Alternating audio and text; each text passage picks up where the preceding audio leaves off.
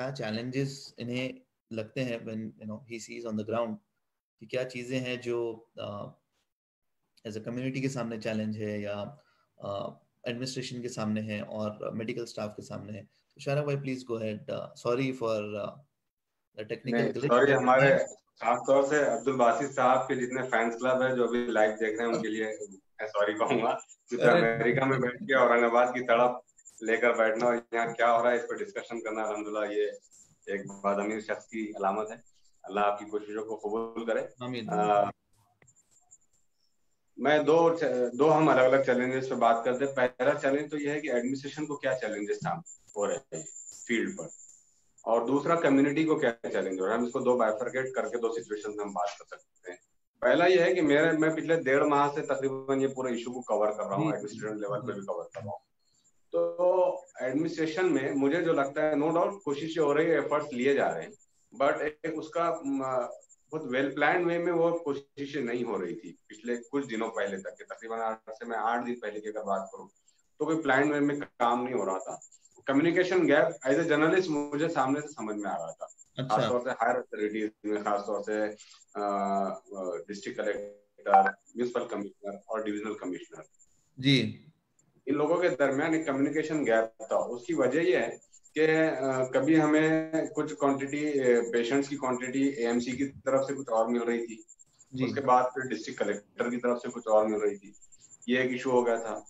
फिर दूसरा ये है कि अगर आपको लॉकडाउन में सख्ती करना है, डील देना है, तो इससे रिलेटेड कोई हायर अथॉरिटी का कोई पर्टिकुलर टाइम नहीं था कि भाई वो 6 बजे तक डिक्लेयर कर दिया। जैसे अभी हम पिछले हफ्ते हमने जो सिचुएशन यहाँ पर फेस की वो बहुत खतरनाक थी कि 6 दिन तक मुकम्मल हर शहरी अपने घर में लॉकडाउन था। अच्छा, 6 दिन अगर आपको लॉकडाउन करना था एडमिनिस्ट्रेशन को, तो नो डाउट करिए। तो पब्लिक भी चाहती थी कि वो लॉकडाउन में रहे, आइसोलेशन क्वारंटाइन रहे, लेकिन उससे पहले पब्लिक का ये कहना था कि आप कम से कम एक दिन की सहूलत, एक दिन की वो दे देते, मोहल्लत दे देते, ताकि वो 6 दिन का कोई जखीरा कर लेते। मतलब हुआ ये कि तकरीबन 14 मई से लॉकडाउन का ऐलान हुआ। 14 से पहले 17 तक हुआ, फिर 17 के बाद 20 तक हो गया। तो 14 को 13 तारीख को ये रात में तकरीबन 10 साढ़े 10 बजे डिक्लेयर हुआ कि अब कल से अचानक 3 दिन के लिए बंद है।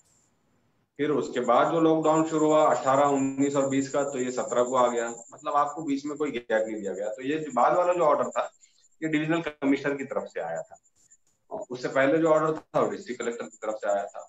तो ये तालमेल की कहीं ना कहीं एडमिनिस्ट्रेशन में मुझे एज ए जर्नलिस्ट मुझे दूसरी एक चीज ये है कि अगर हम कम्युनिटी पॉइंट ऑफ व्यू से बात करें कि इसमें बहुत सारे केसेस मुस्लिम कम्युनिटी की तरफ से सामने आ रहे थे, तो लोगों में खौफ था। उसके बाद जो बची कुची कसर रहती है लोगों में खौफ फैलाने की, वो सोशल मीडिया पूरी कर लेता है कि घर बैठे कोई भी कुछ भी व्हाट्सएप वायरल करने कहीं से खबर आ जाती है। अगर वो यूपी के किसी छोटे से गांव की कोई खबर हो तो उसको औरंगाबाद से कोरिलेट करके उसको वायरल कर दिया जाता है, जिससे लोगों में बहुत ज्यादा खौफ था। खासतौर से कि अगर कोविड पॉजिटिव कोई पेशेंट की मौत होती है तो यहाँ अवाम का ये डिमांड था एडमिनिस्ट्रेशन से कि आप उसकी पॉजिटिव रिपोर्ट हमें दीजिए। सही है। पिछले कई तकरीबन 20 से 22 अमवात ऐसी हुई है, मौतें ऐसी हुई है कि जिनकी कोई रिपोर्ट रिलेटिव्स को हवाले नहीं की गई। जब एक मरतबा मेरे डिस्ट्रिक्ट कलेक्टर साहब से और म्युनिसिपल कमिश्नर साहब से ज्वाइंट मीटिंग हुई, मैंने भी उसमें यही मुद्दा उठाया कि सर आप जो है तो पॉजिटिव अगर कोई पेशेंट आ रहा है तो उसकी रिपोर्ट आप दीजिए, उससे होगा ये कि आवाम को कॉन्फिडेंस में लेने में आपको आसानी होगी। दूसरा एक और इशू था, थोड़ा लाउडली बोले, कुछ लोग बोले आवाज थोड़ी कम आ रही है, थोड़ा लाउडली बोले। ओके। दूसरा एक सबसे बड़ा प्रॉब्लम ये था जो मैंने फेस किया, मेरे अपने रिलेटिव भी की भी एक इंतकाल हुआ है इसके अंदर, कि आप अगर किसी पेशेंट की मौत वाकई होती है तो उससे मिलने वालों की आप पूरी 48 घंटों की, 36 घंटों की, 2 दिन की पूरी ट्रैवल हिस्ट्री उसकी निकाल लेते हैं जी।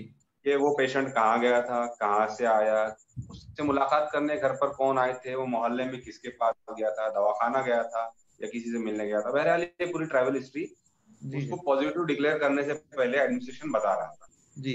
मेरा एज ए जर्नलिस्ट एडमिनिस्ट्रेशन से यही कहना था कि बहुत अच्छी बात है आप अगर उसकी ट्रैवल हिस्ट्री निकाल रहे हैं, लेकिन मैं आपको ये बात दावे से कह सकता हूँ कि जितने 45 लोग अभी तक मरे हैं इसमें से ऑलमोस्ट 80%, 80-90% मौतें जो हुई है इनकी अपनी मेडिकल हिस्ट्री रही हुई है। सही है। इनकी अपनी मेडिकल हिस्ट्री है। अब एक तरफ एडमिनिस्ट्रेशन चाहता है कि कम्युनिटी मतलब जनता और खासतौर से मुस्लिम कम्युनिटी उनके कॉन्फिडेंस में आए। जी जी।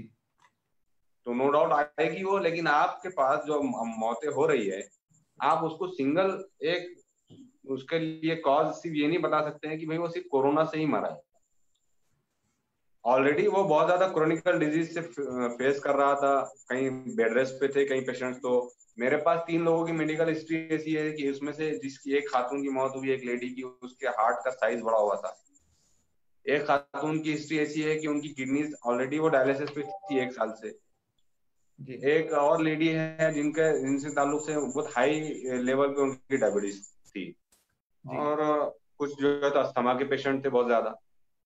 तो ये कुछ इश्यूज थे, तो इनको अवाम के सामने लाना चाहिए कि देखिए ये ऑलरेडी ऐसे क्रोनिकल डिजीज से लड़ रहे थे, लेकिन इनके ऊपर अटैक हुआ कोरोना वायरस का, जिसकी वजह से ये लोग बर्दाश्त नहीं कर पाए और इनकी मौत वाकई हो गई।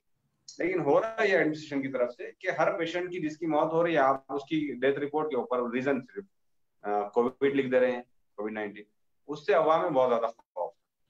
तो मैंने इशू रेज किया, और अल्हम्दुलिल्लाह मेरे इशू रेज करने के बाद डिस्ट्रिक्ट कलेक्टर साहब ने उसी मीटिंग में डिक्लेयर भी किया था कि अब हम आइंदा कुछ दिनों के अंदर अंदर पेशेंट के रिश्तेदारों को उसकी पॉजिटिव रिपोर्ट अगर आती है तो वो रिपोर्ट उसको देंगे, और अभी कुछ दिनों से देने का सिलसिला शुरू हुआ है। लेकिन मेडिकल हिस्ट्री पे अभी तक बात नहीं हो रही है जो होना चाहिए। इससे बहुत ज्यादा लोग खौफजदा है।